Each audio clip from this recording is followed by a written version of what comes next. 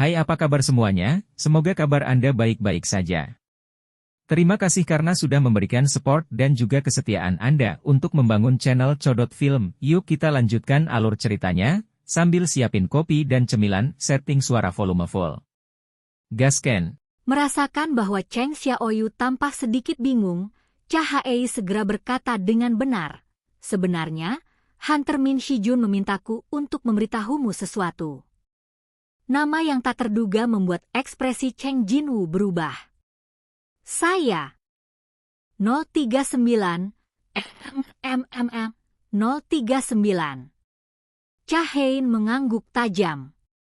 Ini sesuatu tentang kemampuan yang kamu miliki. Bagaimana bisa? Seong Jinwoo dan Min Sejun Hunter hampir tidak memiliki kontak.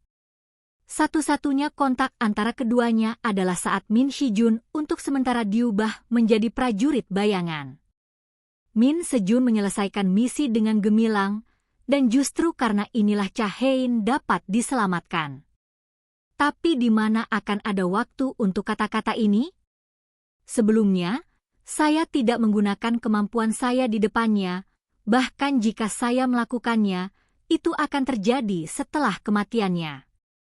Ini tidak mungkin. Mata Cheng Jinwoo menunjukkan sedikit keraguan, melihat ketidakpercayanya, Cha Hein berbicara perlahan. Kemampuan Cheng Hunter. Begitu dia mulai, Cheng Jinwoo memotong kata-katanya. Tunggu sebentar. Apakah itu benar atau salah? Anda tidak bisa berdiri di pinggir jalan dan berbicara seperti ini. Cheng Jinwoo melihat sekeliling. Ayo cari tempat yang lebih tenang. Ketua Liu Minghan mengambil dokumen yang diserahkan oleh Sekretaris Jin. Ini tentang rumah sakit Yisin di kota S.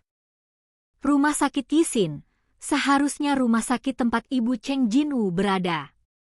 Mata Liu Minghan memancarkan cahaya tajam. Dia membuka file itu. 039.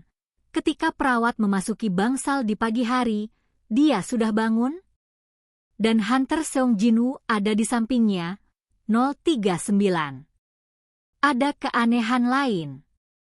Mempertimbangkan kondisi pasien, rumah sakit menyarankan pemeriksaan mendetail, tetapi Hunter Cheng Jinwoo sangat menuntut untuk keluar dari rumah sakit. Ketua Liu Minghan menggelengkan kepalanya. Ini tidak seperti dia. 039.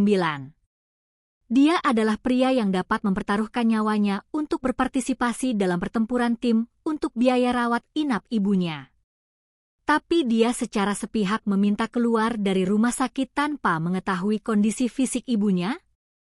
Seharusnya kebalikannya.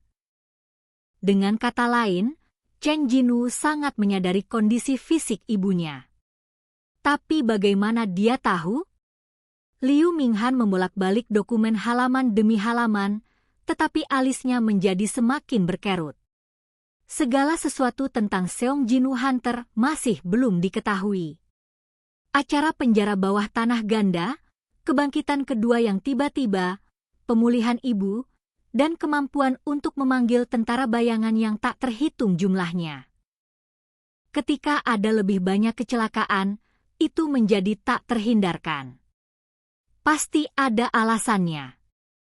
Pasti begitu. Intuisinya yang tajam mengatakan demikian. Pergi menemuinya. Aku akan mengirim seseorang ke sana hari ini.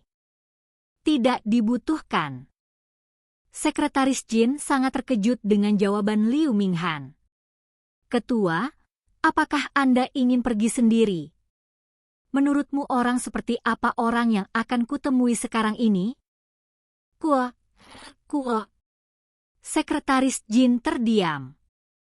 Pada saat ini, dengungan-dengungan. Ponsel Sekretaris Jin bergetar. Liu Minghan melihat informasi di tangannya lagi, dan dia terus berbicara. Tidak apa-apa. Sekretaris Jin menunduk dan dengan cepat mengkonfirmasi informasi di telepon. Ponsel menampilkan buletin. Ketua. Kuot. Liu Minghan mengangkat kepalanya. Ada flash report dari negara R, kamu mau baca? Sekretaris Jin bukanlah orang yang suka membuat keributan. Karena dia menanyakan pertanyaan ini, itu berarti dia harus membaca laporan singkat ini. Oke. Setelah Liu Minghan mengangguk setuju, Sekretaris Jin dengan cepat menyalakan TV besar yang tergantung di dinding. Hai semuanya, saya Park Sung-woo, koresponden khusus. Yang Anda lihat sekarang adalah gambar di TV adalah salah satu daerah perkotaan paling makmur di negara R. Negara R, Kota D, Distrik X. Kota D bisa disebut sebagai jantung negara R. Ini seharusnya menjadi pemandangan yang ramai, tetapi saat ini, seluruh kota menjadi bayangan. Ini bukan metafora belaka. Mobil, sepeda di jalan, dan orang-orang di jalan semuanya tidak bergerak di bawah bayang-bayang. Ini seperti kehilangan jiwamu. Mata mereka semua terfokus ke arah yang sama. Kuok, Tuhan. Tuhan. Itu adalah portal besar yang menutupi separuh langit. Ukuran pelabuhan teleportasi sebanding dengan gedung bertingkat tinggi, jauh di luar imajinasi orang. Semua orang tercengang. Kuo, kuo, kuo, kuo. Jalanan yang seharusnya ramai dan ramai ditelan oleh kesunyian yang tak ada habisnya saat ini. Suasana di kediaman Perdana Menteri juga tak biasa. Bang! Dengan marah, Perdana Menteri melemparkan remote control ke TV yang sedang menyiarkan buletin berita. Presiden, Perdana Menteri. Para pembantu tiba-tiba berdiri, tetapi duduk lagi di bawah tatapan tajam Perdana Menteri. Mengapa Asosiasi Pemburu belum menanggapi? Shigeo Matsumoto, Presiden Asosiasi Pemburu Negara R, yang tiba-tiba kehilangan berat badan setelah pergi ke negara H, menundukkan kepalanya dalam-dalam. Ekspresi Perdana Menteri merosot. Sialan ini. Hal semacam itu muncul di pusat kota D, tetapi asosiasi yang seharusnya bertanggung jawab tidak mengatakan sepatah kata pun. Ada portal tingkat S di pusat kota D, tetapi asosiasi Anda tidak memiliki penanggulangan. Katakan padaku, apakah ini masuk akal? Perdana Menteri meraung marah. Namun, yang lain tutup mulut seolah-olah mereka telah membuat janji. Seolah-olah satu orang memikul semua masalah di dunia ini, Perdana Menteri negara R duduk dengan lemah, mengerutkan kening. Presiden Matsumoto, katakan yang sebenarnya. Dia menunjuk ke layar TV. Apa yang akan terjadi jika benda itu lepas kendali? Akan dihancurkan. Betulkah? Perdana Menteri meletakkan kepalanya di tangannya dan mulai berbicara sendiri. Begitukah? Portal seperti itu akan membuat kota D menghilang. Tidak, Perdana Menteri. Kuo, kuo. Perdana Menteri mengangkat kepalanya, dan dari wajah Matsumoto, dia melihat keputusasaan negara R. Maksudku seluruh negara R akan hancur. Shigeo Matsumoto mengatakan kebenaran tanpa ampun.